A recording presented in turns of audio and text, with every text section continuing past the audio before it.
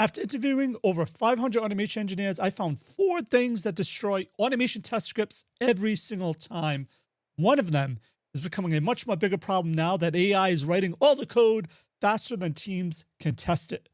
And what is it? Well, it's bad test environments. Your testing environments has to mirror the real world conditions your app will actually face. When it doesn't, your tests lie to you. You get false passes, flaky failures, and results you just cannot trust. Now, add AI into the equation. Most AI testing tools have no context about your actual environment. What broke last week, or which failures are real versus which tests are just flaky by nature. So you get brittle results, the problem gets worse, not better. But what if AI was built natively into your testing platform with access to the same execution history and environment state your tests already run against?